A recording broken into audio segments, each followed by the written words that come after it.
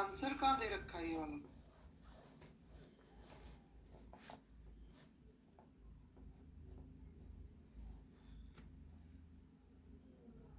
किसने दिया?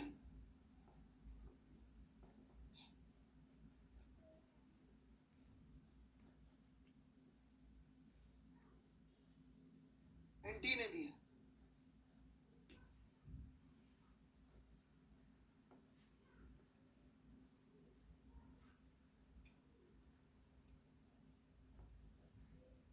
यार मेरे को तो नहीं लग रहा,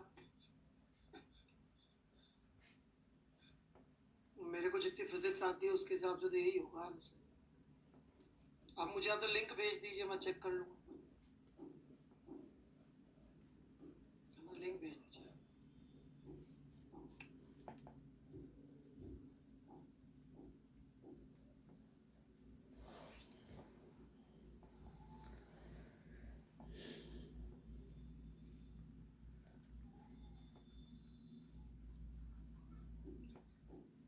तो कितनी भी दे दे, तो ये तो मैंने पढ़ाया था कि अपन को तो काइनेटिक एनर्जी की बात कर ले तो वो तो हाफ एम वी स्क्वायर ही होगी, 3/2 kT।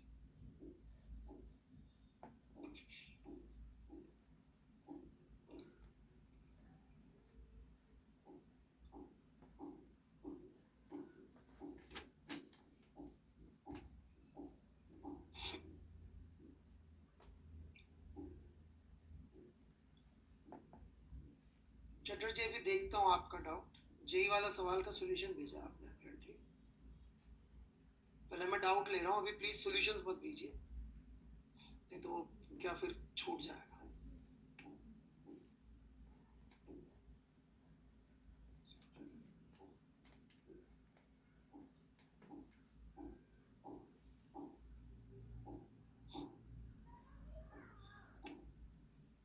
मिस्टर राम, मुझे तो आपने बर्नौली की इक्वेशन कहाँ और कैसे लगाई है दिख नहीं रही है। उन दोनों पॉइंट्स के बीच में लगा के दोबारा लिख के भेजिए, बता।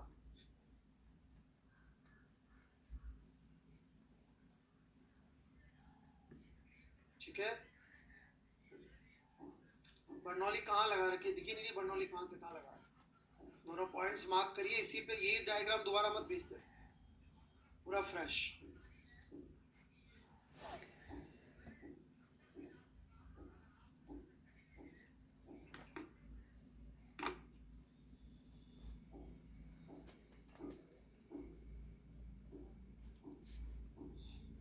ये फिर से सॉल्यूशन भेज दिया यार, अभी करूंगा भाई डिस्कस सॉल्यूशन।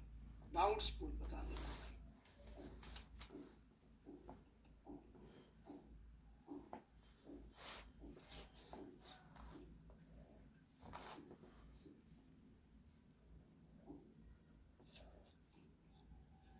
समीर श्रीवास्तव जी हैं क्या?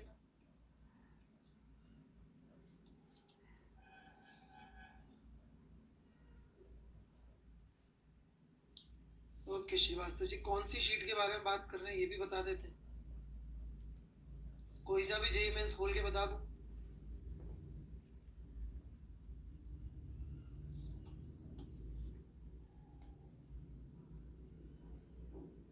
थोड़ा तकलीफ उठा लिया करो श्रीवास्तव साहब।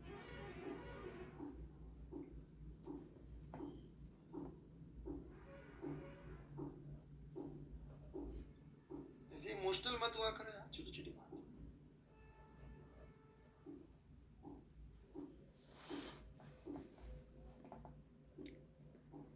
सवालों का तो क्या है, आज है कल नहीं।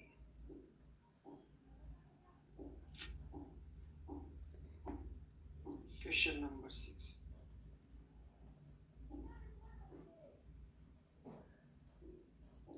कुछ नहीं, वो ये कह रहा है कि मेटल की स्पेसिफिक हीट भी वेरिएबल होती है और रूम टेम्परेचर के ऑर्डर पे ये फॉर्मूला होता है।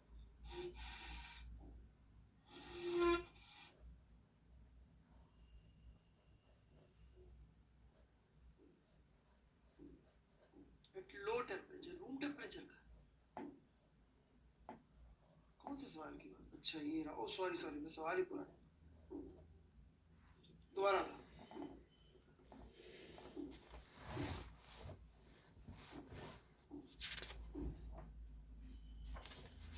कोई सिग्निफिकेंस नहीं है यार,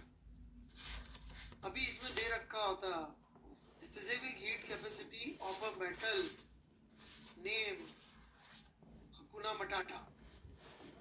तो मुझसे पूछते इस मेटल का नाम हकुना मटाटा रखने की क्या सिग्निफिकेंस है, वैसे ही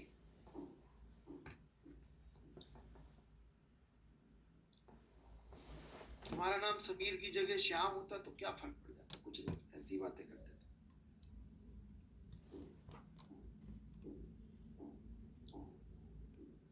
मुकन्नवर प्रेम यार डीसीएस नहीं है भाई, सॉरी।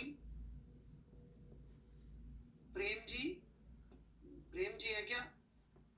प्लीज डीसीएस में पूछें, गलत बात। नेहा जी है, ये तो हमारे पुराने स्टूडेंट हैं। नेहा जी हैं।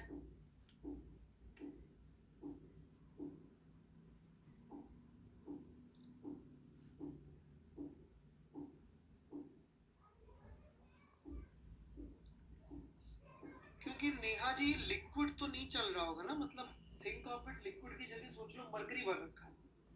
आप ऊपर से हवा ऐसे चल भी रही होगी तो मरकरी थोड़ी ऐसे चलने लग गया, फिर तो वो डिवाइस के पैरामीटर्स के बाहर चला गया। इंस्ट्रूमेंट के भी एक पैरामीटर होता है ना, उसके बाहर चला गया, फिर कोई मतलब नहीं है उसका।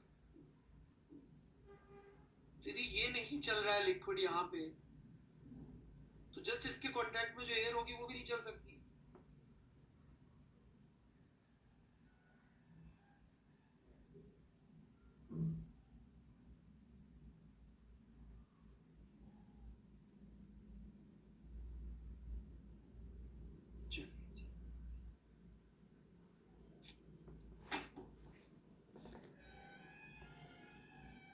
नेहा जी का एक और सवाल है,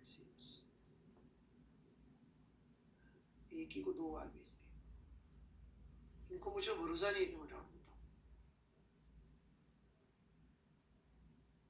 चलिए जेई वाले सवाल के सॉल्यूशन है चैटर्जी और यादव साहब के, तो दोनों के डिस्प्ले कर लेते हैं अपन।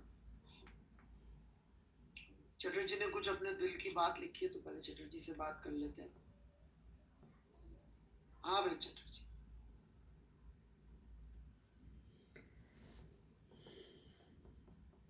क्वेश्चन 28 वो भी कर लेते हैं डिस्कस। मतलब डिस्कस तो करना ही था दास जी, आप भी डाल सकते हो, वो बेचारे उसका तो डाउट है, तो बेचारा डाउट भी ना पूछे।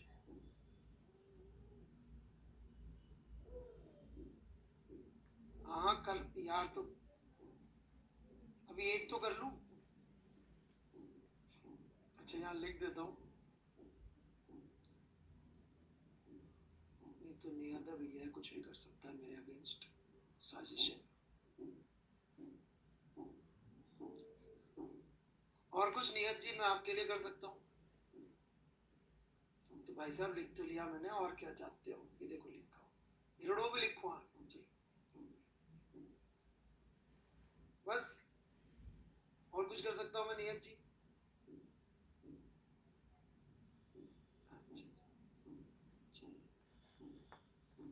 कोई भी आदेश हो तो आप दे दीजिएगा, बिल्कुल।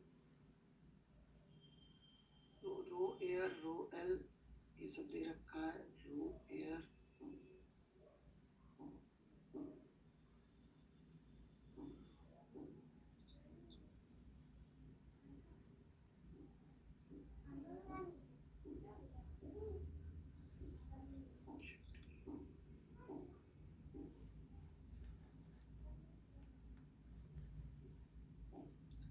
ये पहली इक्वेशन समझाओ यार,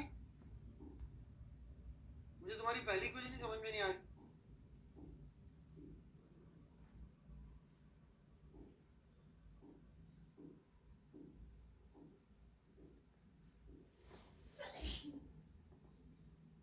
चटर्जी पहली इक्वेशन ये क्या है?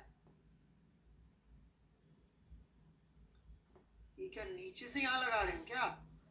कहाँ लगा रहे हैं? अच्छा अच्छा अच्छा अच्छा अच्छा अच्छा। ए कहाँ है? ए पॉइंट भी नहीं बनाया आपने।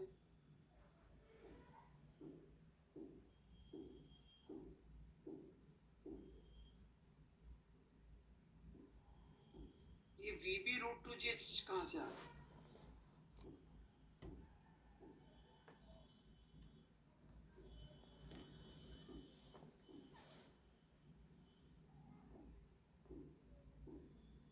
ए और बी है कहाँ? बी तो यहीं कहीं है।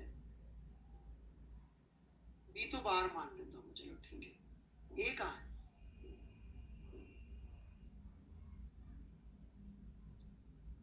मिथुल जी, जो चटर्जी को बोल लें दो ना यार।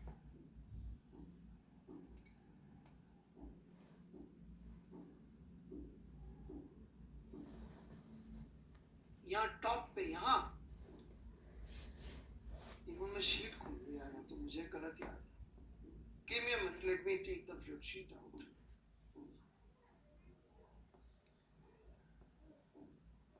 सरफेस तो ऊपर ही होती है मेरे भाई। सरफेस का मतलब तो सीख ले।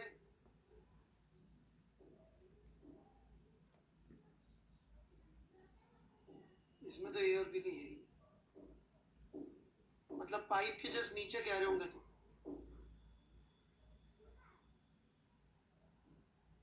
हाँ अच्छा ठीक है, यहाँ तक ठीक है। ये V B root two G H कैसे आया? सॉल्व करके आया क्या?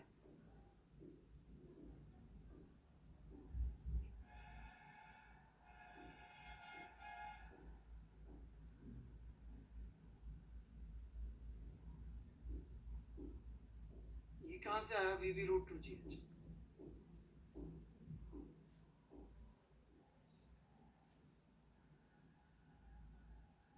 भाई मेरे तो समझ में नहीं आ रहा, इसीलिए कंफ्यूजन है तुमको, ऐसे फर्जीवाड़े किए तुमने।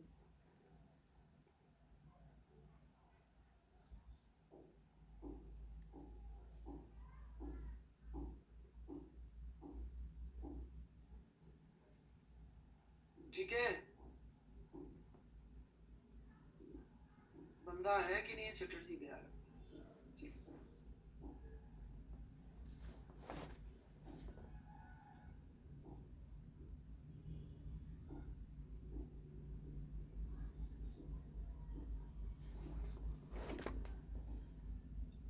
यार यादव साहब, आप तो बहुत गंदे हैं, क्या फोटो खींचते हो, पढ़ने में यार आंखें हो जाती। थोड़ा ढंग से, पास से ढंग से फोटो खींच के भेजो। कुछ नहीं समझ में आ रहा। क्या समझाऊं?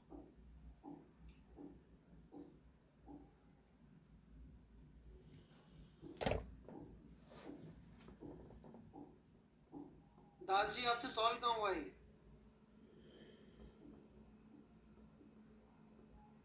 हो गया क्या सॉल्व? अच्छा हो गया, सॉरी। ठीक है जी। कंटिन्यूटी इक्वेशन लगा के वेलोसिटी निकाल। फर्स्ट पार्ट तो इजी था, राइट? सिंपली कंटिन्यूटी इक्वेशन लगानी थी यहाँ से यहाँ। दूसरे पार्ट में थोड़ा सा दिमाग लगता है, वो देख लेते हैं अपन। P A plus half rho A B A square is equal to P B.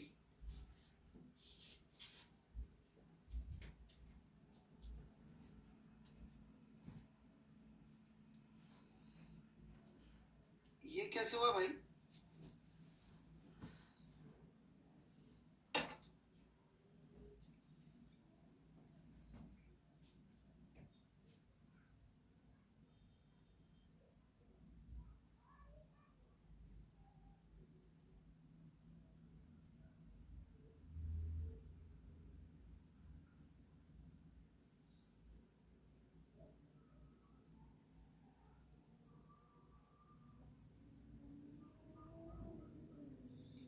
वो बंदे ने बारसा के बारे में कुछ लिखा था, उसको मैंने हैरेसमेंट में डाला है। नहीं, रिपोर्ट करने के ऑप्शंस थे मेरे पास, स्पैम में नहीं, हैरेसमेंट। ही इज हैरेसिंग मी। मैं डिप्रेस हो गया हूँ, मुझे हैरेस किया जा रहा है।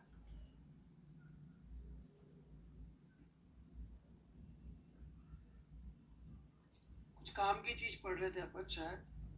बी पे वेलोसिटी कहाँ जीरो है?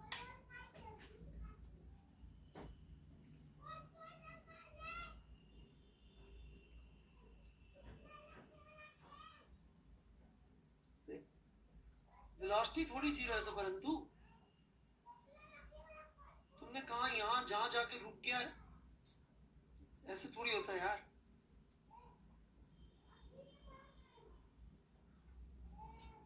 भाई ये फर्जीवाड़ा है, इसमें एक assumption लगता है, तुमने उसको अवॉइड करने के चक्कर में रॉन्ग।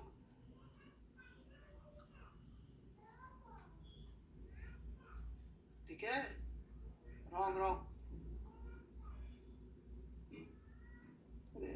May I proceed?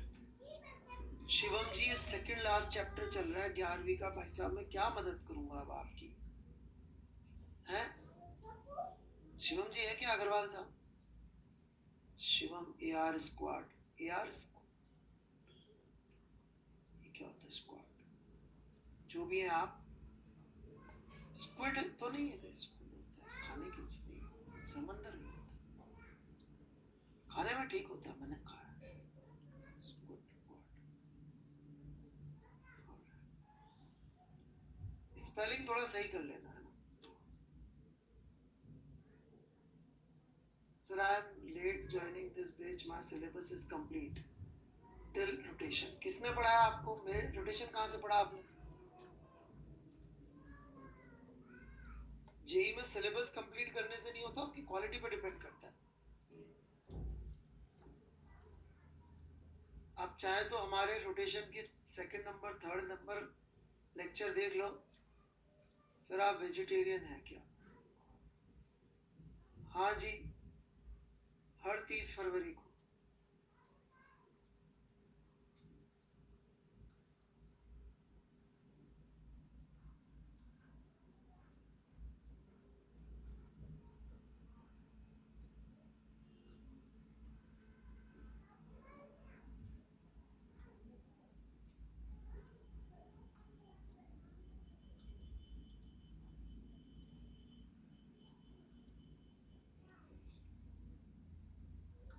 चलिए जी, चैप्टर जी,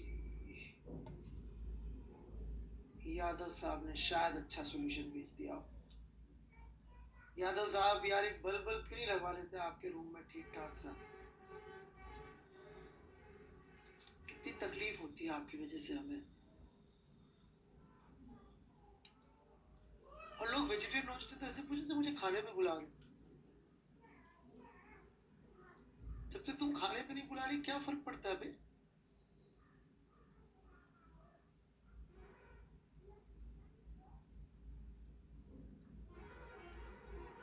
क्या? बी और C, very good. P2 plus half rho V2 square.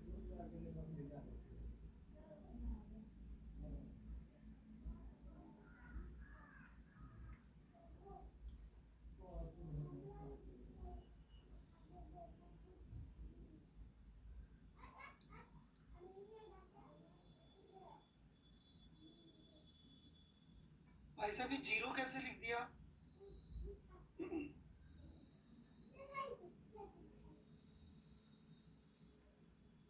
ये वेलोसिटी बार जीरो कैसे है? कहीं लिखा है कैसे? है भाई?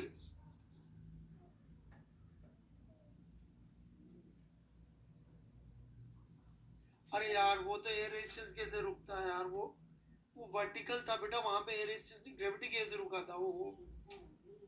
यदि एयर रेजिस्टेंस नहीं था तो नहीं रुकता। This is not valid. फिर तो यहाँ पे विस्कोसिटी का फोर्स लग रहा है, फ्लूइड डायनामिक्स ही फेल हो गई।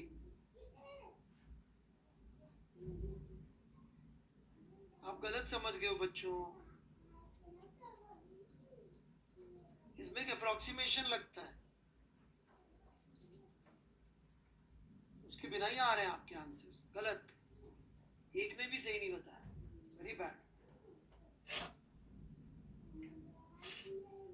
दोबारा ट्राई करिए सब लोग। ये क्या है भाई?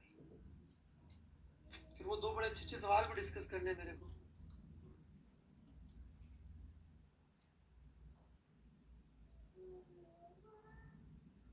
S2 का क्वेश्चन नंबर 19।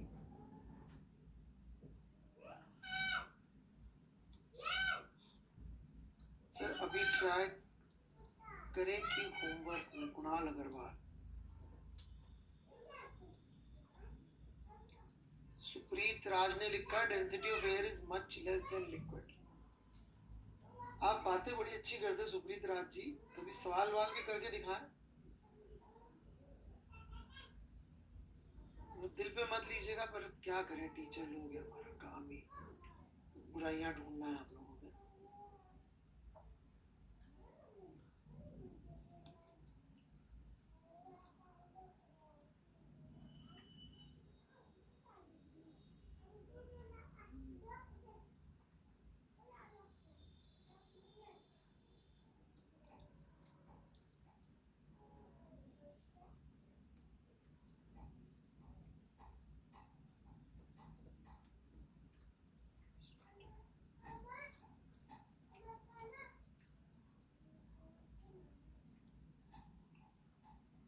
भाई मुझे समझ में नहीं आ रहा है, क्या किया तुमने, क्या लिखा है यहाँ पे? ये ए का सेकंड पार्ट है कि बी है ये?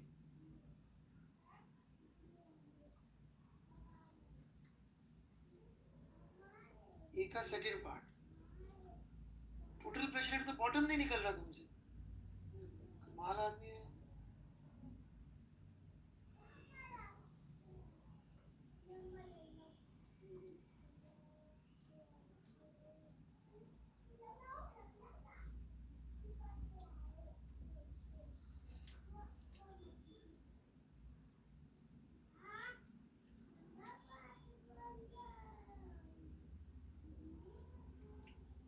तो सॉल्यूशन दिया होगा ना, इसका नहीं दिया है क्या?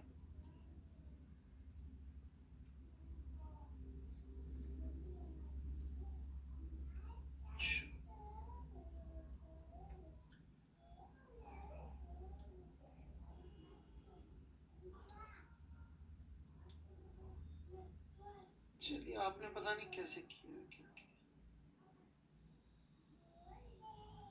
लॉजिक भी तो कुछ नहीं लिखा है, कैसे समझो क्या गलती है? जो लॉजिक लिखा तो समझा भी सकता हूँ। P3 is equal to,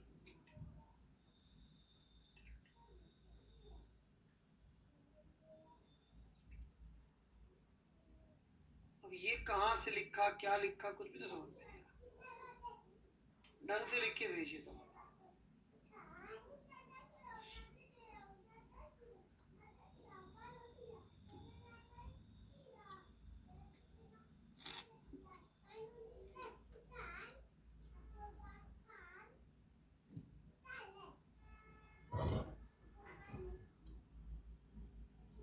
Ram ji, air के लिए रो जी एच लिख के क्या मिलेगा जी? एयर का तो रो बहुत कम है, हाइट के साथ वेरिएशन थोड़ी लेते हैं अपन। राम जी है क्या कि भाई अपन बैठे थे, खड़े हो गए तो अरे यार मुझे इतनी ऊपर आ गया, सांस ही नहीं आ रही, प्रेशर कम हो गया। ग्राउंड फ्लोर पे तो सांस आ रही थी, थर्ड फ्लोर पे आ गया, हो यहाँ तो प्रेशर कम। ऐसा होता है क्या? मतलब अपन डेंसिटी का वेरिएशन या प्रेशर का वेरिएशन हाइट के साथ नहीं ले रहे ना?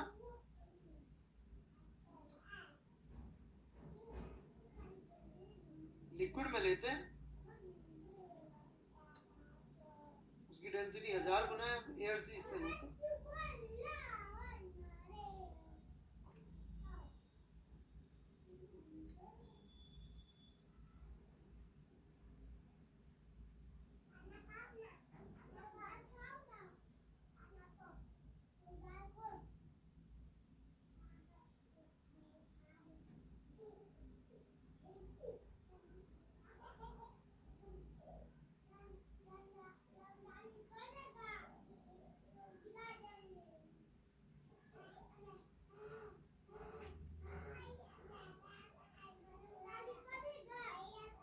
बढ़े आगे।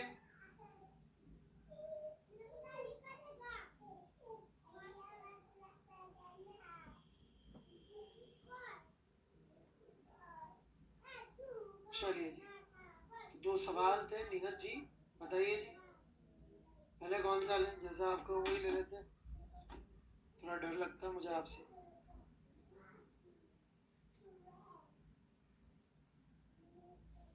अरे नियत जी जल्दी बता दे यार, सॉरी वॉरी, मैं काहे टाइम वेस्ट कर रही हूँ।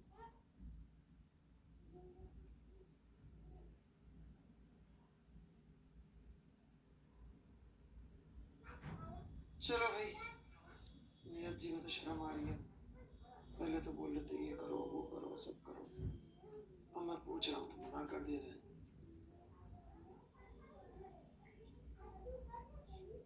अबे एक्चुअल में क्वेश्चन नहीं मिल रहा यार, बता दो भाई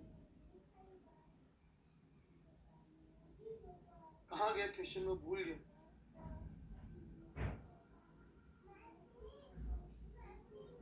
नहीं वो शीट वाला, एक मिनट, अच्छा पीछे वो एडिशनल 28। तो ये आप लोग चाहते थे मैं डिस्कस करूं, राइट?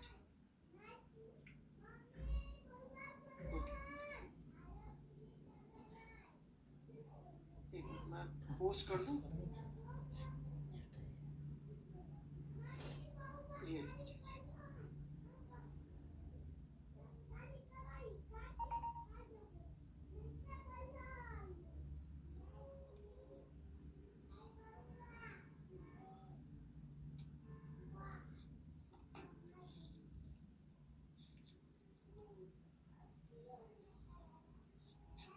निहत तो नाराज हो गया इसी मजाक से।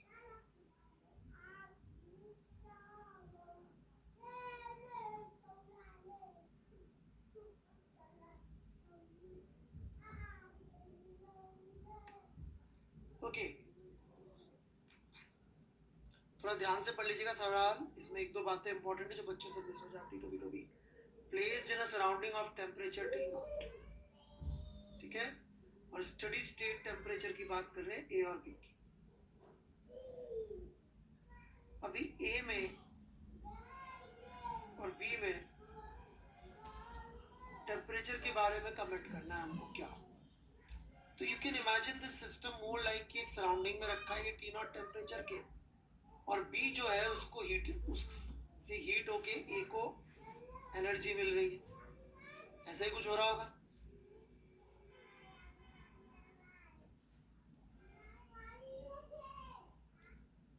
क्या आंसर दिया हमने इसका? मुझे तो आंसर ही बताते चलो, ताकि मैं साथ साथ लॉजिक भी एक्सप्लेन करता चलूं, आप लोग भी बोल सकते हैं logic.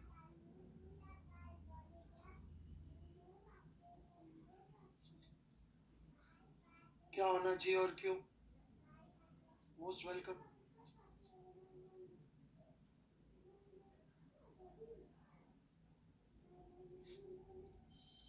Temperature of B A से बड़ा क्यों है भाई? वो सोर्स ऑफ हीट है तो बड़ा ही होगा, कंटिन्यूसली हीटर है, और यहां से फ्लो के इधर जा रही होगी हीट, और तो कोई तरीका है नहीं। एग्रीड? फिर और क्या है? दोनों का टेम्परेचर अलग है तो रेडिएशन स्पेक्ट्रम भी अलग अलग होगा।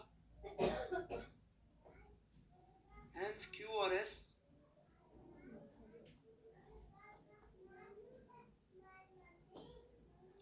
heat received by A is more than the heat radiated by it at steady state. ये तो जो वर्ड्स लिखे ये पूरे गलत है, टू नॉनसेंस है। लुट्टी लाग के नहीं हमारा देहिया में घुन मार डाल किसी के भी कभी भी ट्रू नहीं हो सकते। ते जार लगे छे अखनी का बढ़े आगे।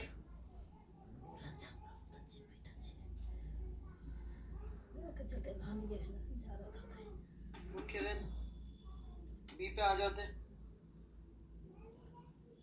ए जो है वो बी की सराउंडिंग में रखा हुआ है, ऐसा मान सकते हैं अपन। ए बी की सराउंडिंग में रखा हुआ है, तो अल्टीमेटली स्टेडी स्टेट में it has to achieve same temperature. In fact B के केस में तो मैं ये भी कमेंट कर सकता हूँ कि TB will ultimately become equal to T not, right? क्योंकि ये एक सराउंडिंग टी नॉट में रखा हुआ है, पता नहीं ऐसा ऑप्शन दे नहीं रखा है इसमें। दोनों का टेम्परेचर सेम होगा तो रेडिएशन स्पेक्ट्रम इंडिस्टिंग्विशेबल हो जाएगा, राइट? बढ़े आगे। आर तो परमानेंट रॉन्ग है। ठंडा लगे सांस पड़ते सी थोड़ा इंटरेस्टिंग है। ए को अपन हीटर से गर्म कर रहे हैं, ये सोर्स हो गया हीट का, राइट।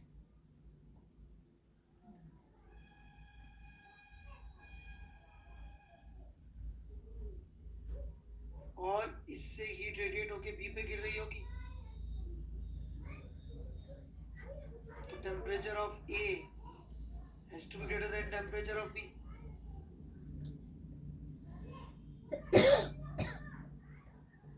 तो डिस्टिंग्विशेबल हो जाएगा, इसलिए एस हो गया इसका आंसर।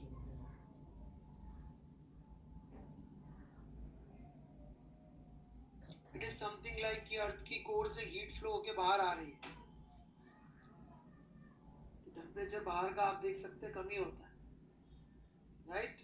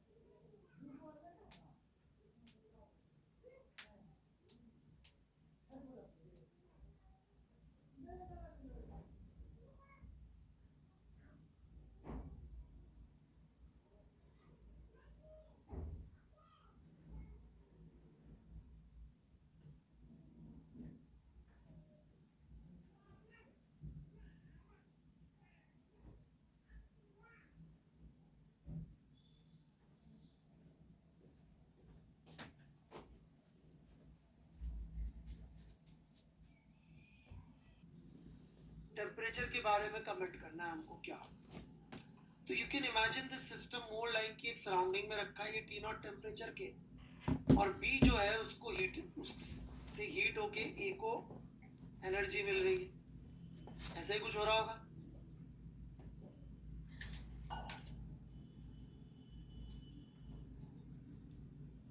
क्या आंसर दिया हमने इसका? मुझे तो आंसर ही बताते चलो, ताकि मैं साथ साथ लॉजिक भी एक्सप्लेन करता चलूं, आप लोग भी बोल सकते logic.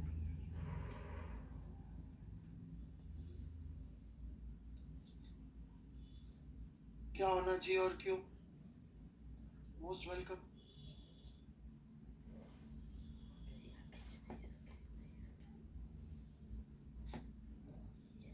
Temperature of B A से बड़ा क्यों है भाई? वो सोर्स ऑफ हीट है तो बड़ा ही होगा, कंटिन्यूसली हीटर है, और यहाँ से फ्लो के इधर जा रही होगी हीट, और तो कोई तरीका है नहीं। एग्रीड? फिर और क्या है? दोनों का टेम्परेचर अलग है तो रेडिएशन स्पेक्ट्रम भी अलग अलग होगा। हेंस क्यू और एस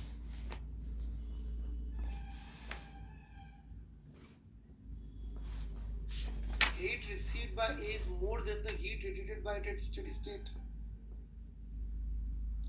ये तो जो वर्ड्स लिखे हैं ये पूरे गलत है, फुल टू नॉनसेंस है।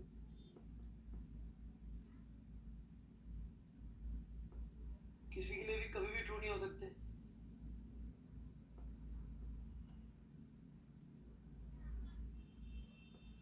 बढ़े आगे।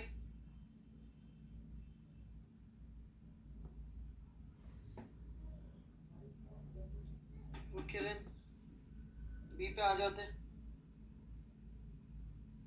ए जो है वो बी की सराउंडिंग में रखा हुआ है, ऐसा मान सकते हैं अपन। ए बी की सराउंडिंग में रखा हुआ है, तो अल्टीमेटली स्टेडी स्टेट में it has to achieve same temperature. In fact B के केस में तो मैं ये भी कमेंट कर सकता हूँ कि TB will ultimately become equal to T not, right? क्योंकि ये एक सराउंडिंग टी नॉट में रखा हुआ है। पता नहीं ऐसा ऑप्शन दे नहीं रखा है इसमें। दोनों का टेम्परेचर सेम होगा तो रेडिएशन स्पेक्ट्रम इंडिस्टिंग्विशेबल हो जाएगा, राइट? बढ़े आगे। आर तो परमानेंट रॉन्ग है। सी थोड़ा इंटरेस्टिंग है। ए को अपन हीटर से गर्म कर रहे हैं, तो ये सोर्स हो गया हीट का, राइट?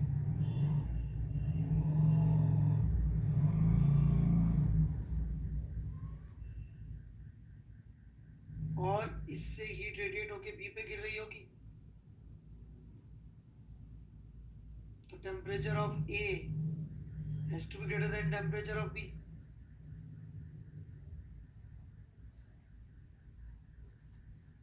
तो डिस्टिंग्विशेबल हो जाएगा, इसलिए एस हो गया इसका आंसर।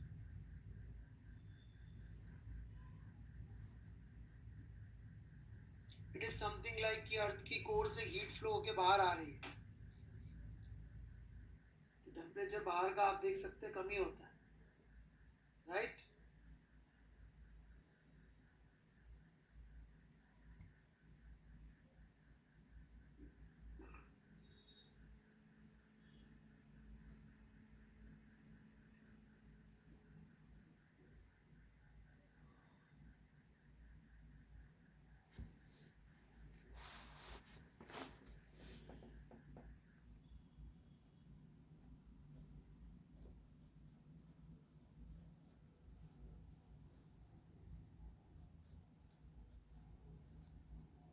बढ़े आगे।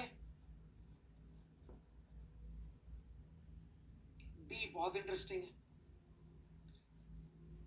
अब यहाँ पे ये सोर्स है, सोर्स्ड है, लेकिन ए तो अभी भी सराउंडिंग में रखा है। सराउंडिंग में रखा है तो इसका टेम्परेचर तो बराबर ही होना पड़ेगा, कुछ भी कर लो आप,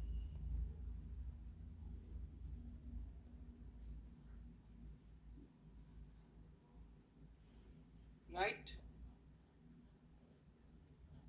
इसका आंसर गलत दे रखा है यार, क्यों होना चाहिए इसका आंसर? नहीं, आंसर भी गलत है, सिर्फ पी होगा इसका आंसर। इसका आंसर गलत दे रखा है भाई, क्यू एस दे रखा है। पता नहीं मैंने करेक्शन करवाया कि नहीं।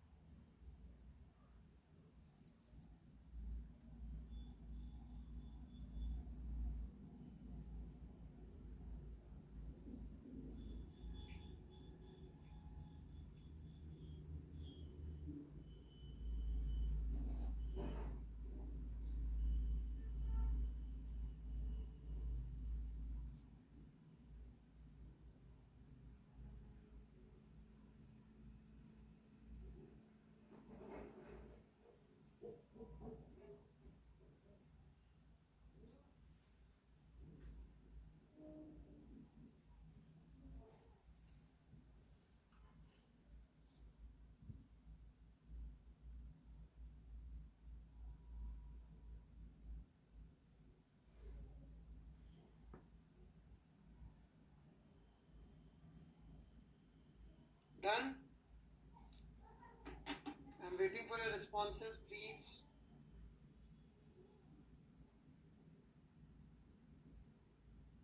इसलिए तो नहीं पूछ रहा था कि आप लोगों के आंसर गलत था, चलो वो भी अच्छी बात है।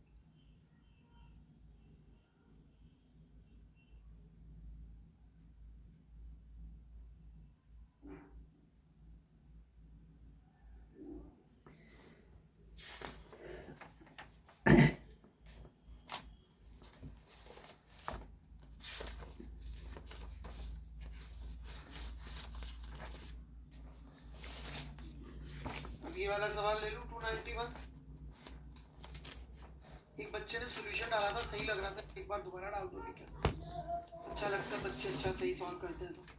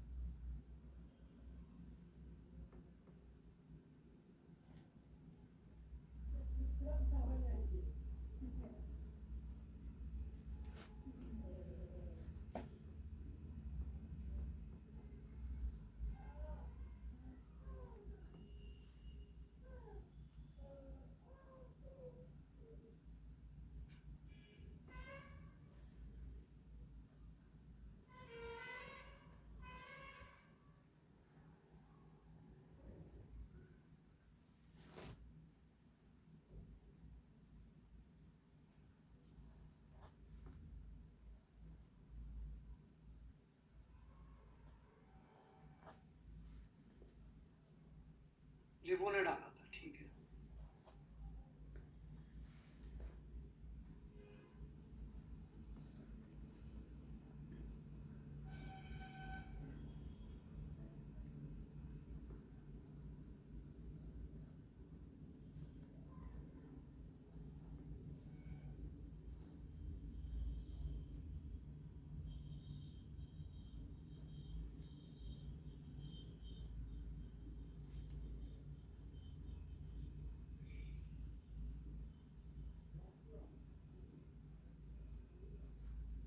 रिवो जी, ये वाला पोर्शन जो अच्छा वाला था वो तो आपने एक्सप्लेन किया नहीं, और जैसे ये किया वैसे ये कर देते। चलिए मैं बताता हूँ, शुरू करूँ? सही है बट मतलब ढंग से नहीं किया।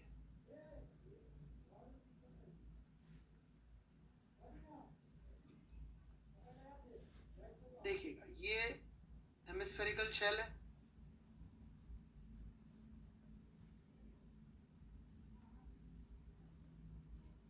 जिसके अंदर अपन ने लिक्विड भरा हुआ है, राइट। ये पूछ रहे भाई ये कितना प्रेशर अंदर का बर्दाश्त कर सकती है। सब लोग है ना भाई? एक बार यस बोल दे यार। तो अपन क्या कर रहे हैं, इस प्रॉब्लम को सिंप्लीफाई करने के लिए यहां से उड़ा दे रहे हैं।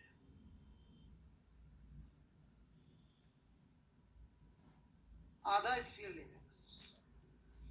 इससे फायदा क्या होगा कि अंदर का जो प्रेशर ऐसे ऐसे ऐसे कैसे भी लगता, हमको उसको अलग से नहीं सोचना पड़ेगा। वो एक्चुअली स्फीयर पे तो ये जो लिक्विड है ऐसे रेडियली फोर्स लगा रहा होगा, और अपन ने उस लिक्विड को भी इसका पार्ट ही ले लिया। जैसे फ्लूइड में अपन ने जुगाड़ सीखा, तो P into pi R square आ जाएगा नेट फोर्स। नहीं तो ऐसे वेक्टर सम करना पड़ता है इन फोर्सेस का। समझ में आ रही के बात? जनरली अपन लोग सिस्टम ऐसे वाले लेते थे, यदि आप रॉड वगैरह, अभी रिसेंटली किसी बच्चे ने सवाल पूछा था शायद इसी बैच में कि सर इसके अंदर अपन ये एलिमेंट की बजाय बड़ा एलिमेंट क्यों नहीं ले रहे। तो मैंने उसको कहा था तू नौटंकी कर रहा, पढ़ाई वढ़ाई नहीं करता। याद आया आपको? क्योंकि इसमें एक्सेलरेशन सबका सेम नहीं था, पर यहाँ तो सबका जीरो है, तो यहाँ पे ये लेना ज्यादा अच्छा।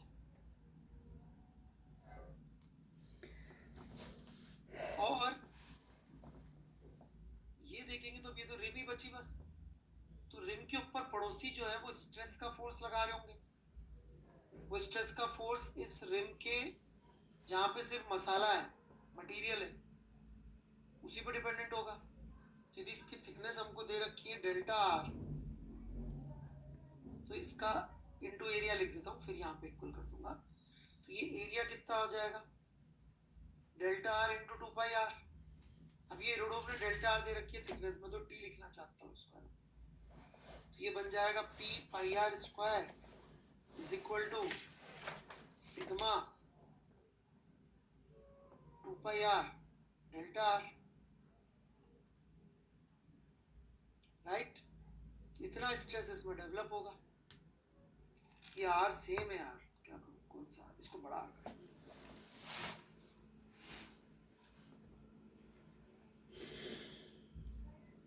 एक इंटरेस्टिंग चीज बताता हूं मैं आपको।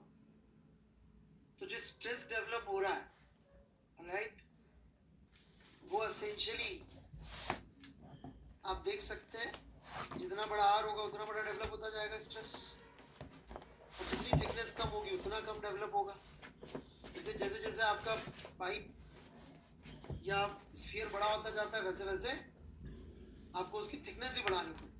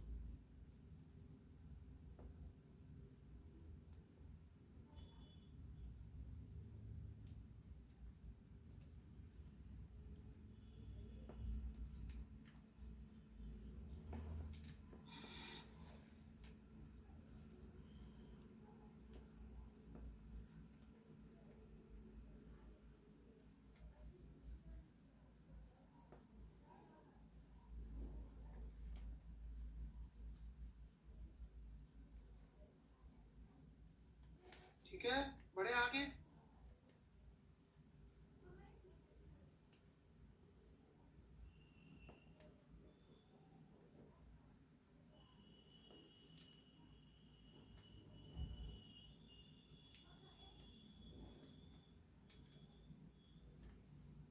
बढ़े भाई। पाइप की बात करेंगे बच्चों, तो पाइप भी ऐसे कैसे ही कर सकते हैं आप, उसको तोड़ लीजिए बीच में से। सिलेंडर वाला पार्ट भी है ना,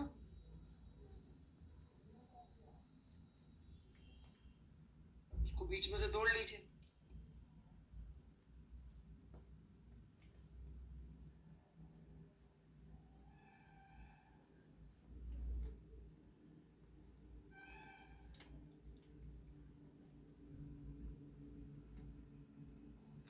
और लिख दीजिए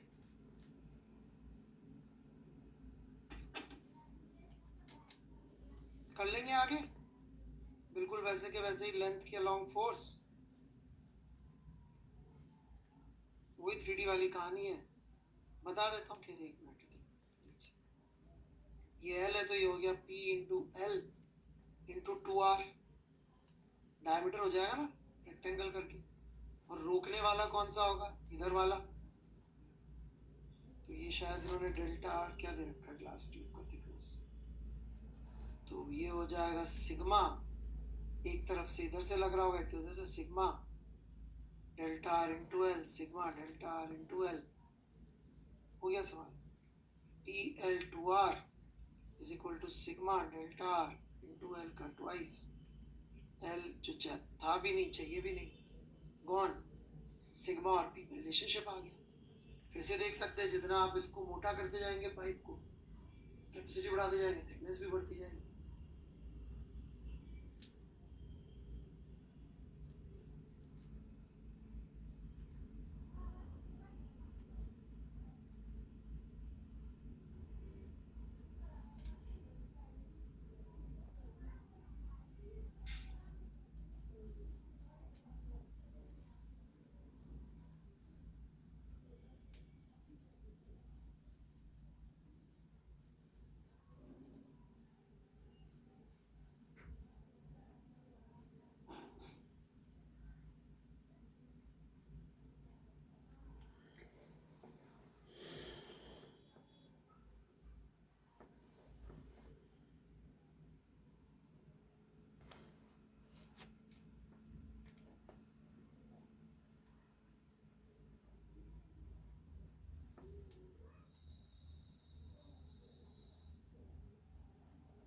ठीक है, डन। पढ़ाई शुरू करें।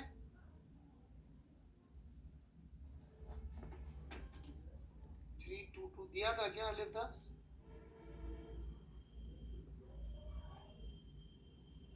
कर लेते हैं जी, मेरा फेवरेट सवाल है। लाइए, आप में से किसी ने किया तो आप भी भेज सकते हैं, किसी को मेरे कमेंट्स चाहिए तो। और भी रोडोफ के फ्लूइड डायनामिक्स के सवाल डिस्कस करने तो मोस्ट वेलकम।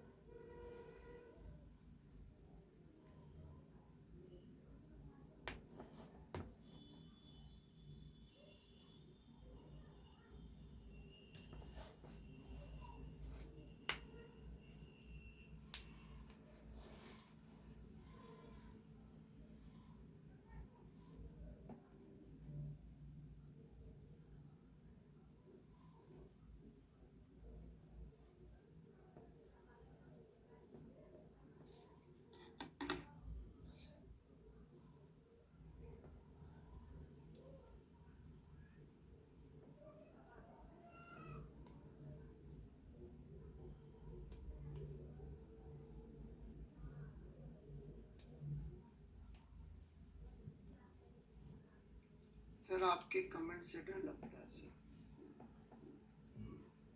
मेरे अंकल है एक, उनकी बार बार तबीयत खराब होती रहती थी, तो बोलता चलो डॉक्टर के चलते हैं। बोलते नहीं यार डर लगता है, बीमारी बता दे। चलो केशन जी सही है।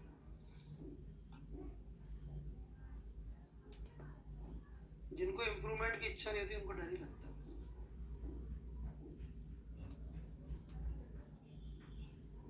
आप कुछ करते धरते रहिए। काफी मेहनत करी है आपने, ये कह सकता हूँ मैं चटर जी। मेरा सॉल्यूशन बताऊं क्या, बिना मेहनत वाला?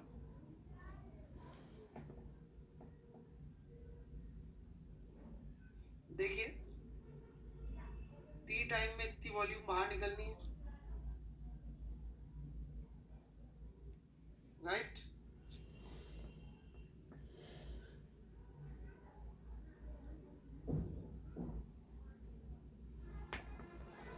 ये वॉल्यूम फ्लो रेट हो गई, इस वेलोसिटी से बाहर निकलेगी। और मैंने एक बार कहा था जब भी वर्क पूछे मत निकालो, इतना ही वर्क करना पड़ेगा, खत्म हो गया। जो भी काइनेटिक एनर्जी पानी को मिली है,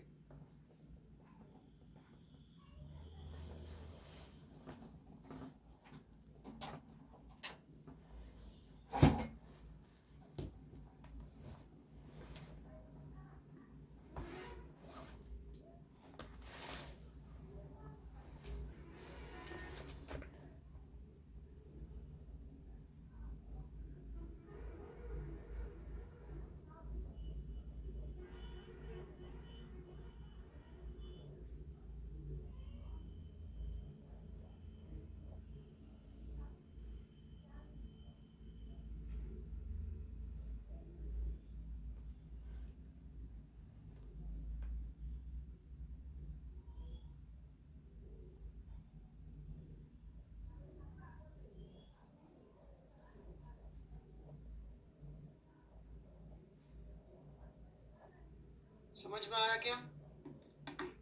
कोई डाउट?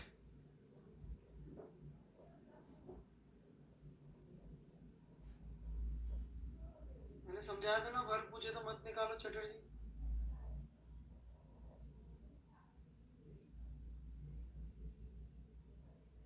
ये नीचे यही किया है क्या?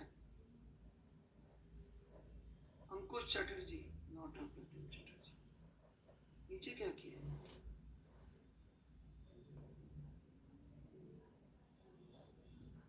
अच्छा, वेरीफाई कर लो। ये क्या किया चटर्जी यार?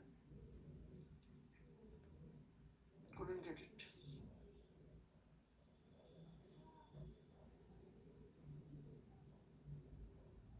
थ्री 22 पे नहीं देख रहा आप लोगों के सॉल्यूशन। बहुत मेहनती लोग हैं आप, माफी चाहता हूँ। मेहनती लोगों का रिस्पेक्ट करना चाहिए, ऐसा लोग कहते हैं।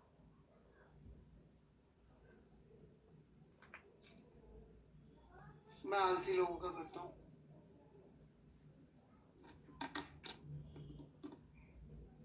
काम कर ले लेकिन आलसी। 321 पूछना है क्या किसी को? ये चित्र वाला देख लो भाई, ये थोड़ा सा 3D इमेजिनेशन चाहिए होगी इसके लिए।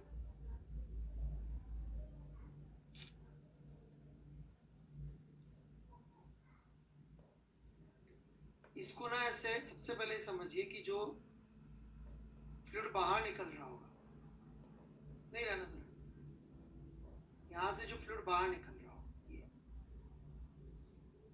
इसकी वेलोसिटी तो बताई जा सकती है, कितनी होगी? √2gh, right? इसमें कोई डाउट है तो पूछ ले।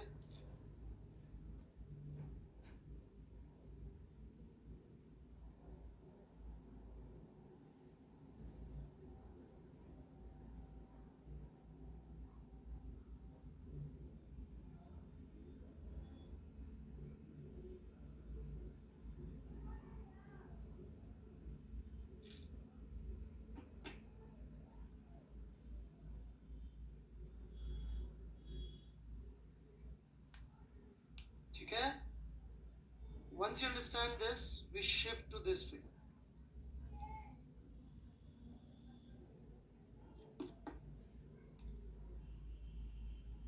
Top view. तो यहाँ पे तो फ्लूइड की वेलोसिटी मुझे पता है क्या है,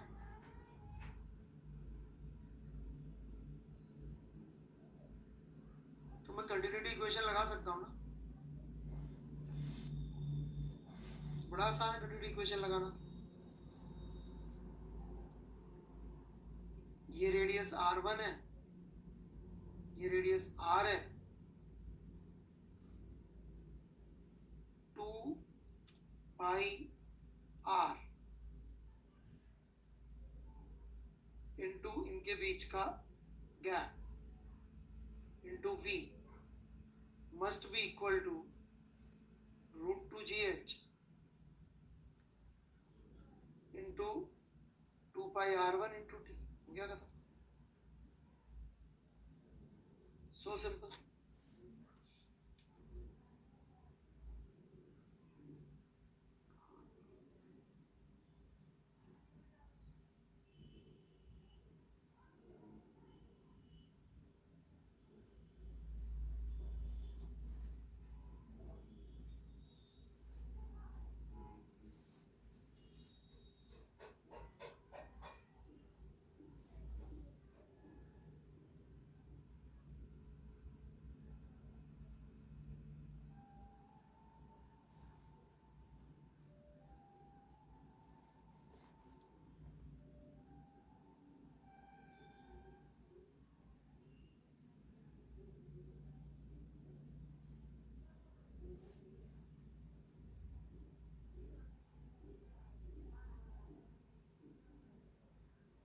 ठीक है,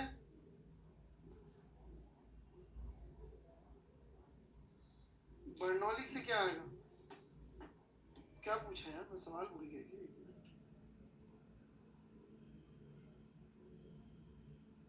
अच्छा प्रेशर पूछा है, बर्नौली लगा दो, सॉरी, यहाँ प्रेशर P नॉट होता है। ठीक है, चलिए जी। सो आई होप आपको फ्लूइड डायनामिक्स अच्छा खासा समझ में आ गया होगा। You should be feeling strong. ठीक है,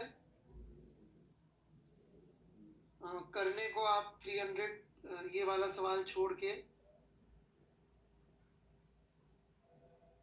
ये वाला 325 छोड़ के 330 तक कर सकते, करना चाहते। ठीक है, और डिस्कस मैं नहीं करूंगा एक्सेप्ट DCS में कोई पूछेगा। ठीक है, बाकी पहले शीट कर ले, HCV कर ले, तभी फायदा है। अच्छा ये स्टॉप अलग था यार, समझ में आ गया ना? ये अपन मतलब जो हॉरिजॉन्टल में रुकता है दूर जाके वो अलग लॉजिक है, दोनों को मिक्सअप कर दिया आपने। शुरू करें लास्ट, क्योंकि विस्कोसिटी कुछ ज़्यादा ही छोटा है, इसलिए लास्ट सेकंड लास्ट जो चाहे कह लीजिए part of fluid.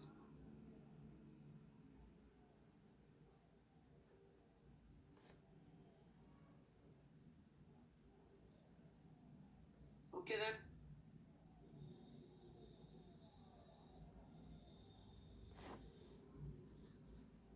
Surface tension.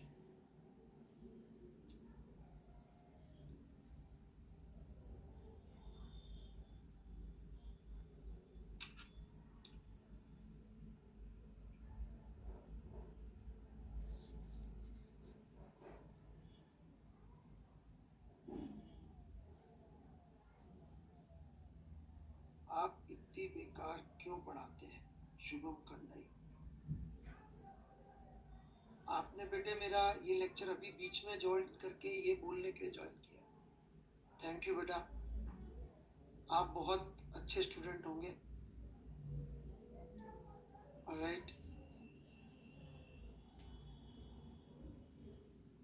चलिए जी, हम बेकार का सरफेस टेंशन पढ़ेंगे।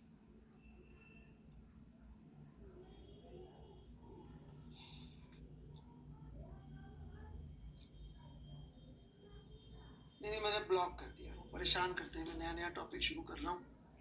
ऑलराइट,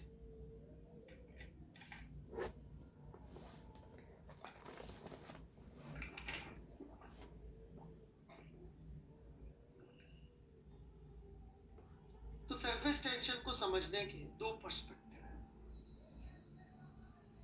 एक पर्सपेक्टिव है एनर्जी और दूसरा है फोर्स।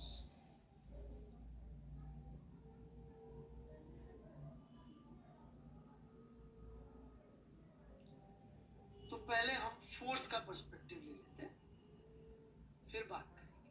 ठीक है,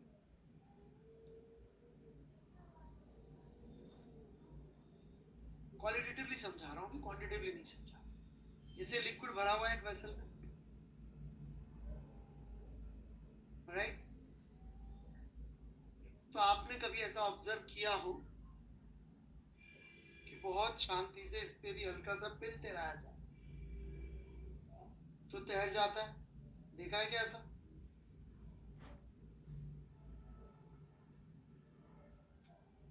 या वो जो पहले जमाने में ब्लेड आती थी,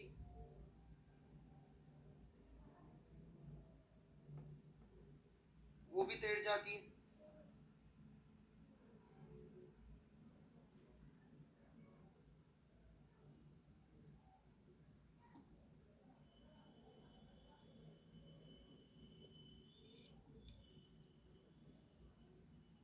ऑलराइट, मच्छर भी पानी पे बैठ सकते हैं, शायद पता हो आपको।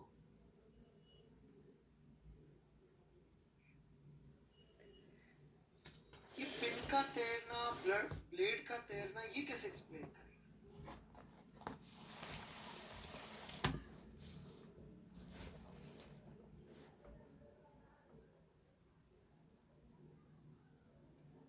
क्योंकि उनकी तो डेंसिटी ज्यादा है। यदि हम यहाँ पे एक ब्लेड रखे तो डूब जानी चाहिए। डूबती है क्या?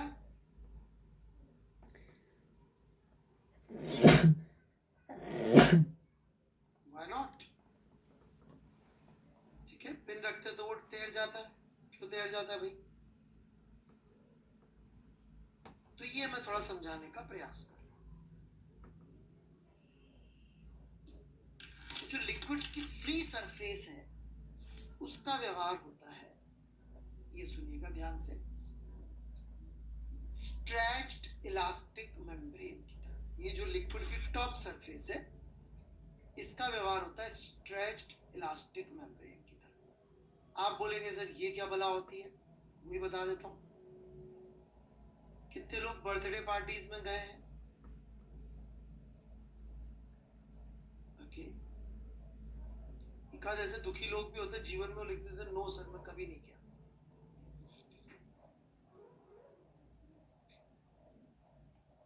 क्या करूं ऐसे लोगों का जीवन में? खैर, पता नहीं उनके ऐसे कर्म कैसे होंगे कि उनको एक भी दोस्त नहीं मिला और जिसने उनको बर्थडे में भी नहीं मिला। खैर, अप्रतिम चटर्जी सच में नहीं गए? अच्छा जी, क्यों भाई? कोई नहीं बुलाता? बातें ऐसी करते होंगे आप।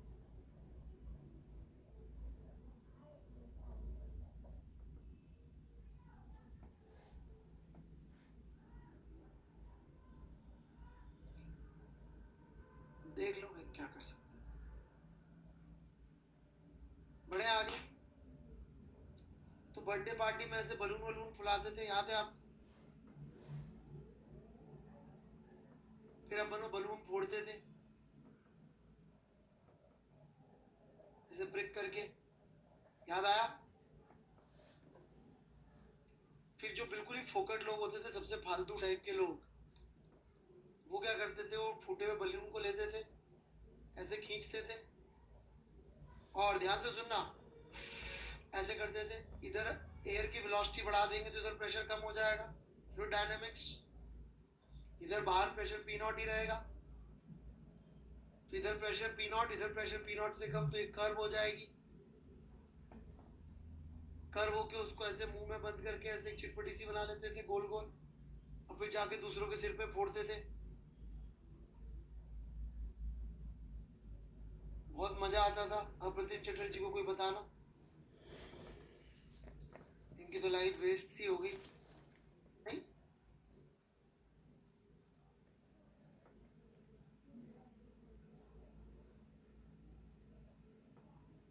क्या चटर्जी, जीवन बर्बाद कर लिया आपने। नहीं, मजा नहीं आता फोड़ने में ऐसे सिर पे जाकर टक करके? मुझे ही आता था यार, आजकल फैशन नहीं रही क्या?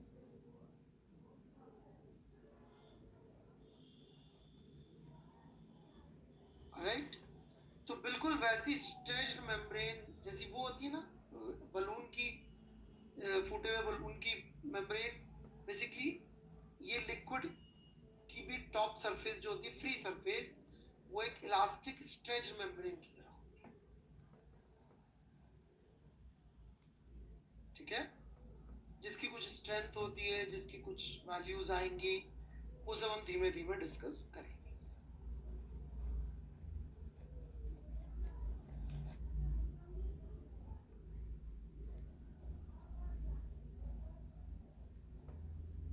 ठीक है, बढ़े आगे। कोई डाउट हो तो पूछ ले।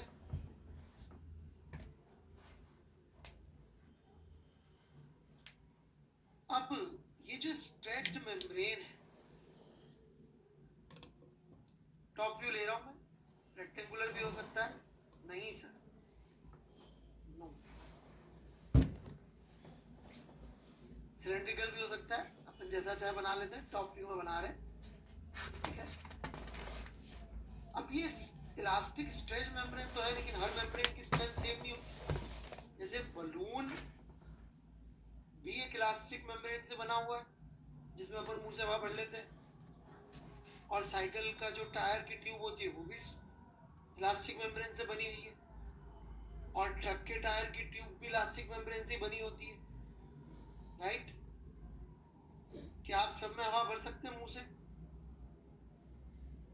ट्रक की टायर की हवा निकल गई तो अपन ने मुंह से ट्रक में हवा भर डाली। है कोई ऐसा बलवान?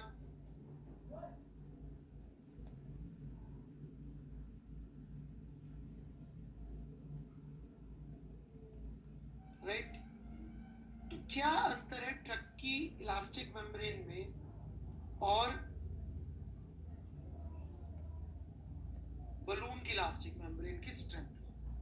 तो उस स्ट्रेंथ को समझने के लिए बड़े लोगों ने, समझदार लोगों ने ये डिसाइड किया कि यार ये जो स्ट्रेंथ का अंतर है, ये अपन सोचें तो अल्टीमेटली मॉलिक्यूल एक दूसरे से किस तरह से बंधे हुए उस पे है। और यदि अपन कोई एक लाइन खींच ले, थोड़ा ध्यान से सुनना, कहीं पे भी कोई रैंडम सी लाइन खींच ले इस पूरी मेम्ब्रेन पे, कहीं पे भी यदि अपन एक लाइन खींच ले, तो इस लाइन के अक्रॉस मॉलिक्यूल्स ने एक दूसरे को कितनी जोर से बांधा हुआ है, उसी पे डिपेंडेंसी होगी। जिसे जो प्रेशर होता है वो एक रैंडम से एरिया के परपेंडिकुलर होता है, वैसे ही उन्होंने सोचा ये कितने ज्यादा पर मॉलिक्यूल फोर्सेस बाउंड है, फोर्स पर मॉलिक्यूल ये रिप्रेजेंट करेगी कि स्ट्रेंथ कितनी ज्यादा है। What do you say? These are n molecules, force तो लेंथ जितनी बड़ी उतनी ज्यादा मॉलिक्यूल्स आ जाएंगे कांटेक्ट में, और फोर्स पर मॉलिक्यूल जिसमें ज्यादा होगा, राइट, वही उतनी स्ट्रांग होगी। ओके, अब प्रॉब्लम ये थी कि force is easily measurable, but number of molecules तो नहीं बैठेगी। बैठेगी क्या? चलो नंबर ऑफ मॉलिक्यूल्स गिन के आते, कितने इस लाइन के अक्रॉस गिन लेंगे आप लोग?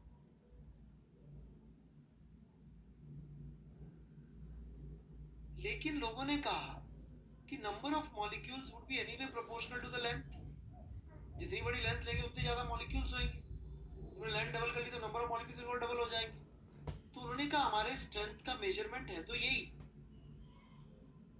लेकिन let's say this is the better way to measure this strength of stretched membrane is force per unit length जो लगाना पड़ेगा इसको बांध के रखने के लिए। ये समझिएगा अब ये फोर्स का मतलब, ये फोर्स यदि मान लो मैं इसको कट कर दूं, ये मैंने एक स्ट्रेच मेम्ब्रेन ली, आज कराया भी जैसे सवाल, और इसको मैं यहाँ से कट कर दूं या कहीं से भी कट कर दूं, राइट, तो कट करने पे के बावजूद मैं चाहता हूँ ये फटे नहीं, तो मुझे ऐसे फोर्स लगा के रखना पड़ेगा दोनों तरफ से रोक के रखने के लिए। तो जो मुझे फोर्स लगाना पड़ेगा ये वो वाला फोर्स है। समझ में आई क्या बात? और इसी को बड़े लोगों ने सरफेस टेंशन कहा। हाँ, उन्होंने आप लोगों का ध्यान जरूर नहीं रखा क्योंकि इसके लिए भी सिंबल टी यूज कर लिया और उधर भी टी आता था, तो कुछ लोग इस टी को टेंशन समझ लेंगे, बोलेंगे यूनिट्स गलत है, तो ऐसे बड़े वाले लोगों की संख्या बहुत है।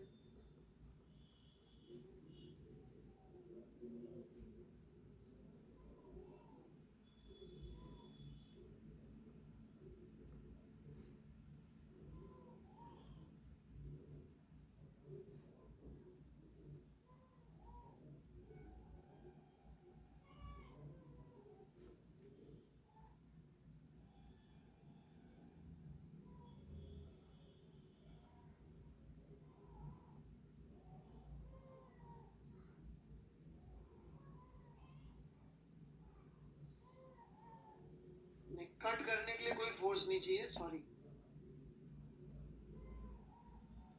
ऐसा मैंने कहा ही नहीं। कट करने के बाद रोकने के लिए जो फोर्स चाहिए।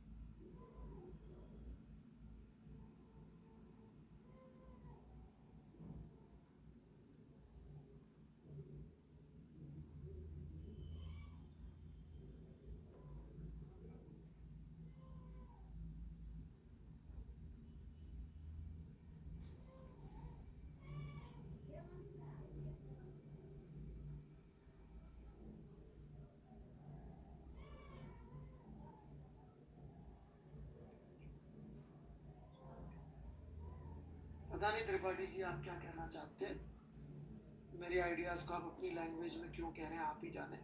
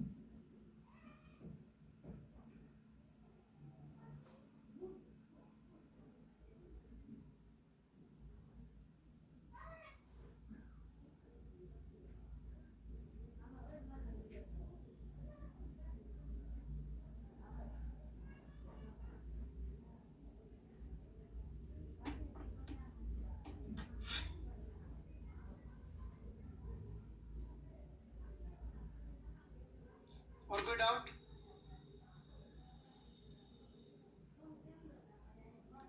तो सरफेस टेंशन एसेंशियली देखा जाए तो क्या रिप्रेजेंट करती है, प्लीज देखिएगा, इक्वल नहीं लगाया मैंने, इक्विवेलेंट का साइन लगाया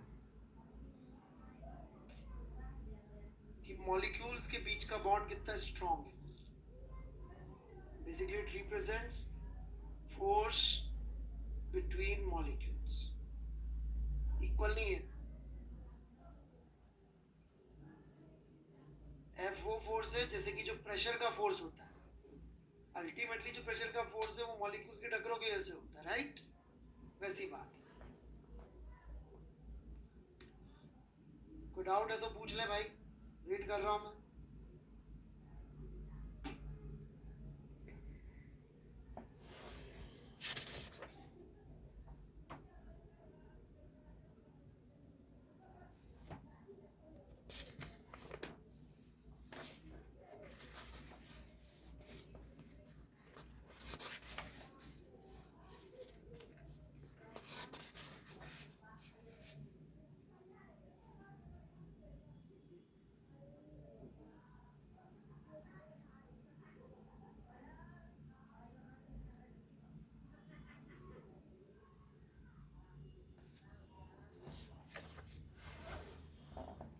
ठीक है जी, सरफेस टेंशन का फोर्स वाला आइडिया क्लियर है, आगे बढ़ते हैं हम लोग।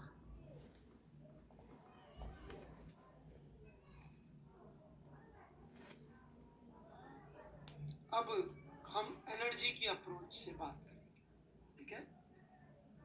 इनफैक्ट ये अप्रोच इतनी इंपॉर्टेंट है कि इसका अलग से नाम भी है, सरफेस एनर्जी।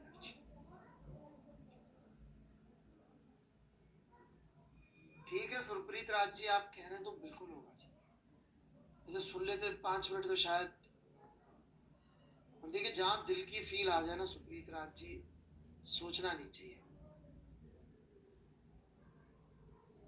खासकर शादी ब्याह इन सब मामलों, खाना पीना, है ना। फिजिक्स में दिल की फील, ठीक है आप उससे काम चला लीजिए, क्या कर सकते हैं।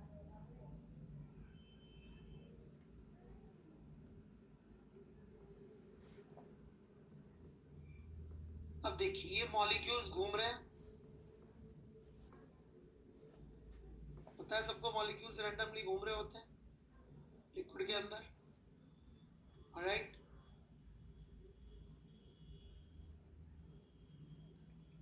पता है कि नहीं पता है? फिर भी ये छोड़ के नहीं जाते, क्यों नहीं जाते भाई छोड़ के?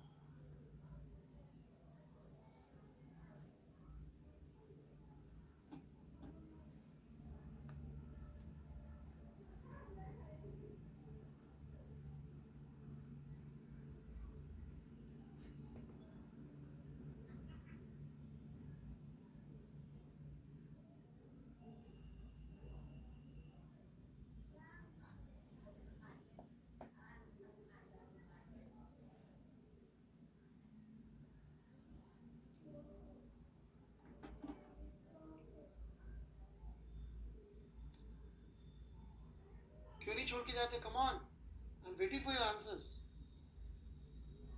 नहीं कंटेनर खुला है, कंटेनर खुला है, दिमाग बंद है।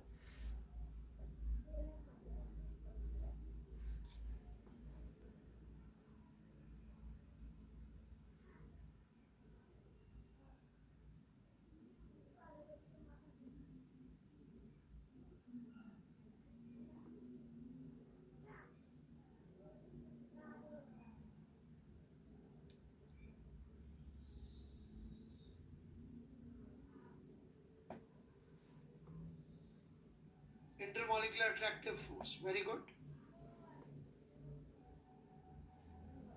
पड़ोसी पड़ोसी मॉलिक्यूल इसको अट्रैक्ट करके रखते हैं, बांध के रखते हैं। इस वजह से इनकी पोटेंशियल एनर्जी कुछ माइनस ई नॉट आती होगी, एक मॉलिक्यूल की एनर्जी माइनस ई नॉट आती होगी।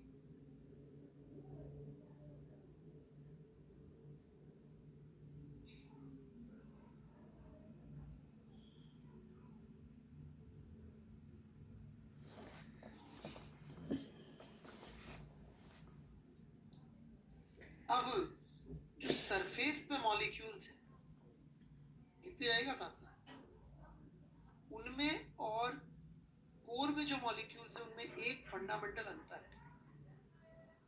कैन यू गेस क्या अंतर है?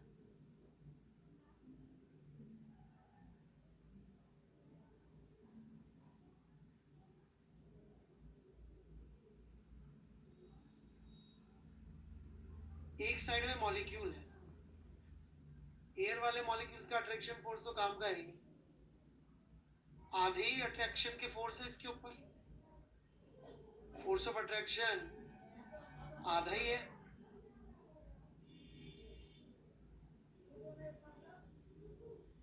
तो मैं ये कह सकता हूं कि पोटेंशियल एनर्जी सरफेस मॉलिक्यूल्स की माइनस ई नॉट बाय 2 होगी।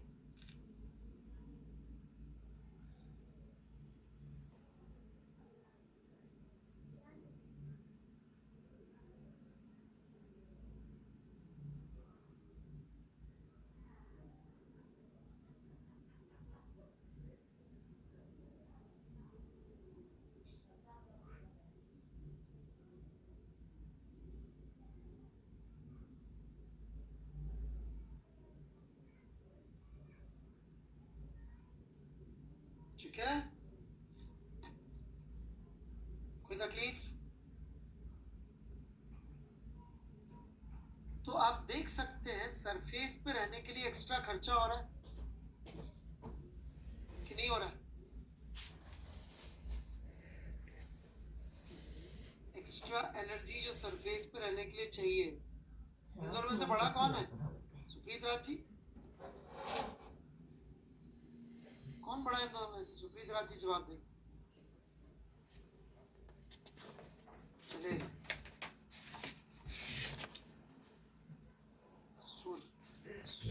अच्छा सराउंड सरफेस, ये भी मेरी तरह शॉर्ट में लिखा।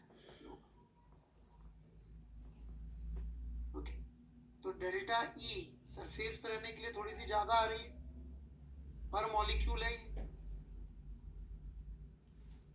अब सरफेस पे टोटल मॉलिक्यूल गिन लूंगा तो टोटल सरफेस एनर्जी आ जाएगी।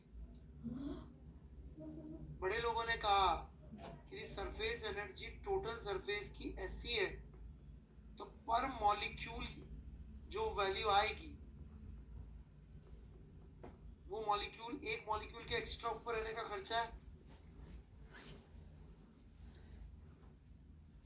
लेकिन अगेन एन गिनना बड़ा मुश्किल है, परंतु जितना ज्यादा बड़ा एरिया होगा उतने ज्यादा मॉलिक्यूल सरफेस पे होंगे।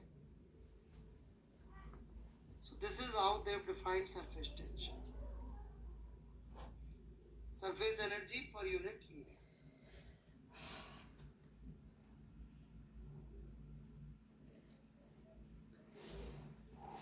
तो ये रिकॉर्डिंग है के पढ़े छ हैं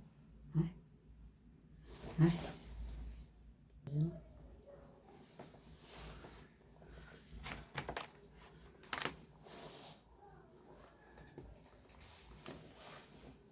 वो बिहने ले लिया ना हो मॉलिक्यूल को क्या फर्क पड़ेगा डेप्थ का? बिहने ले लिया ताकि करने के मॉलिक्यूल को सिवाय उड़का सरफेस वाला के के आगे तार तो काट सब एक जैसा ही लगेगा। दिया।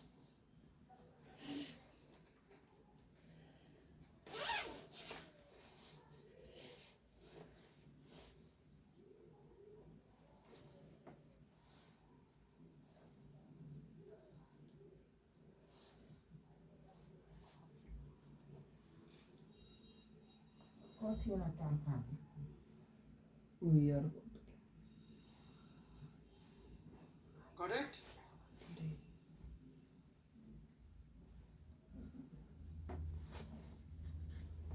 समझ में आई कहानी?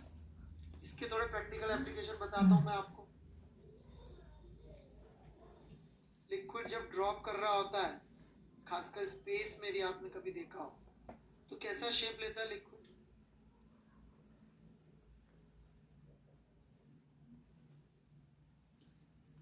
कितने लोगों को पता है sphere for a given volume has, complete the sentence, sphere for a given volume has least surface area। क्योंकि यहाँ पे रहना खर्चे वाला काम है, तो एरिया कम से कम कर लेगा अपना, इसलिए कौन सा शेप एक्वायर कर लेगा? स्फेरिकल।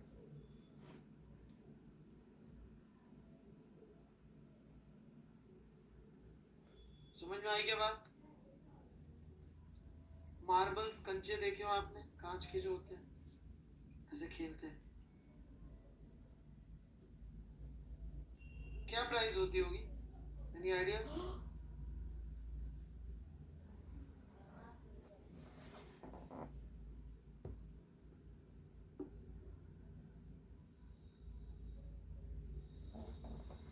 ओके, काफी सस्ते होते, राइट?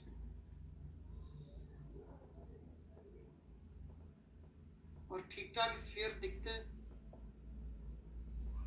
कैसे बनाते हैं?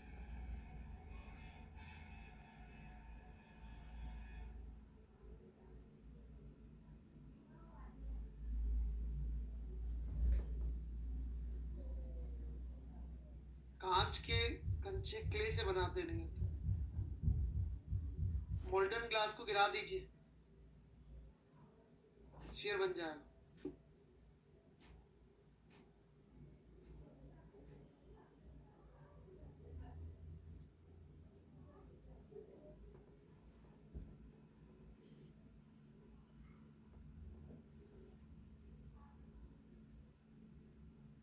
Got it? तो हर चीज अपना सरफेस एरिया कम करने की कोशिश कर। So this is basic theory of surface tension। ठीक है? एक फोर्स वाली, एक एनर्जी वाली। अब इन दोनों को कंबाइन करने का प्रयास करें।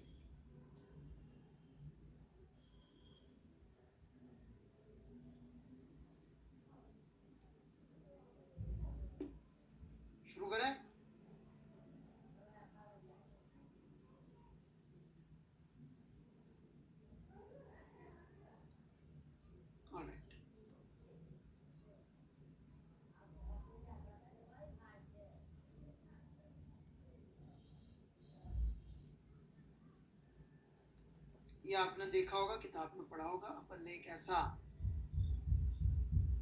वायर लिया, इस पे एक स्लाइडर बांध दिया, पहले तो बांध ही दिया इसको, ठीक है। इसको सोप सॉल्यूशन में डिप किया और बाहर निकाल लिया, तो एक फिल्म बन जाएगी ऐसी, राइट।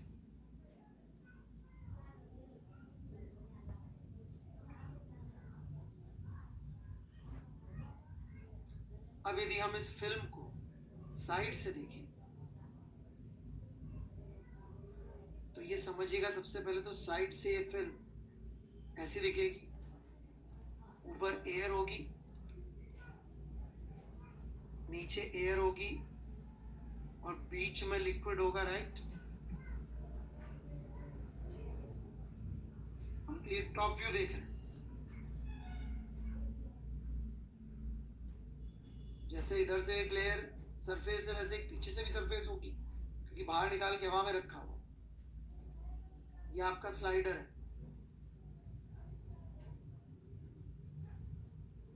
ये आपका ये वाला वायर है। कितनी स्ट्रेच्ड मेम्ब्रेन्स दिख रही है यहाँ पे? 2। यदि ये लेंथ L है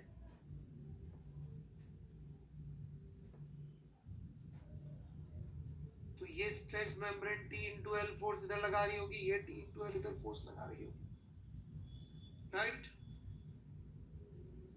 अब यदि हम इसको खींच के ले जाएं, ये धागा बांधते हैं और धीमे धीमे खींचे और x आगे ले जाएं, तो हमें फोर्स F कितना लगाना पड़ा होगा? 2TL। कितना वर्क करना पड़ा होगा? इतना। लिख ले आराम से, कोई जल्दी नहीं है।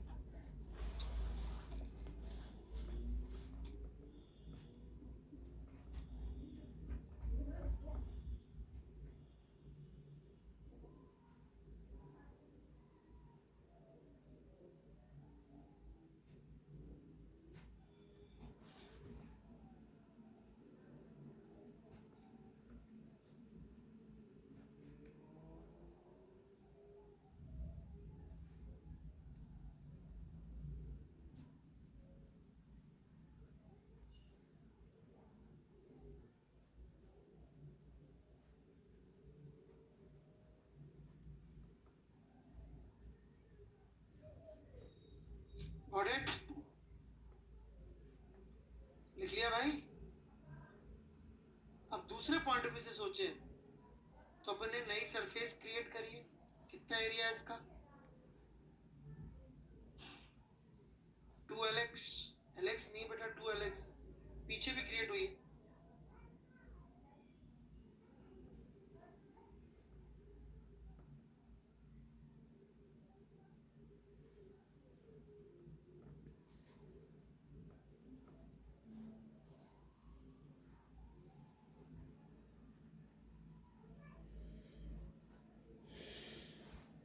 राइट, इतना एनर्जी बढ़ी है इसकी,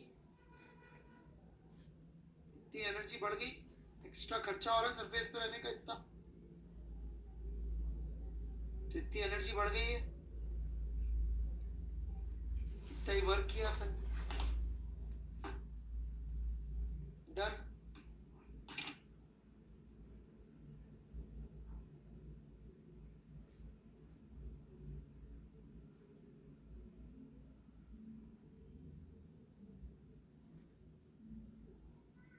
आराम से लिख लें, कोई डाउट हो तो पूछिए।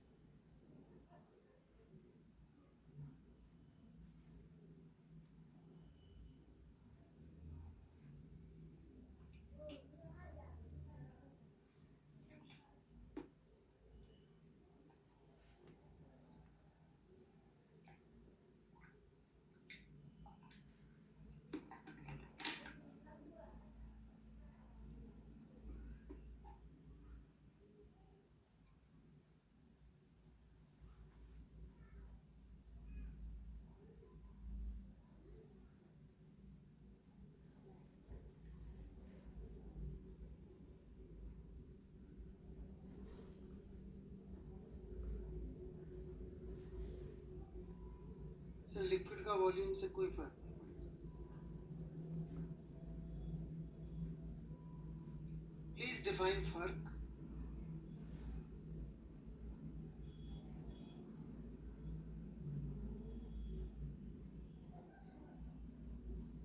त्रिपाठी जी क्या है ना, मैं थोड़ा सा इमोशंस नहीं यूज करता फिजिक्स में, बड़ी कमजोरी है मेरे में, बुरा आदमी हूं। आप बहुत अच्छा आदमी, दिल से सोचते हैं आप, बहुत बहुत बढ़िया आदमी हो, बहुत ही अच्छे, बहुत अच्छे इंसान। सॉरी क्यों बोले, मैं तो पढ़ाई कर रहा हूँ यार, कमजोरी मेरी है भाई।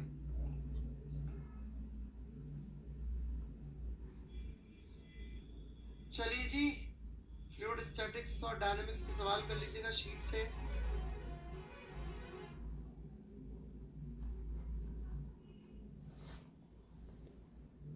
ठीक है, S1, O1, O2 सब में कर सकते हैं अब तो।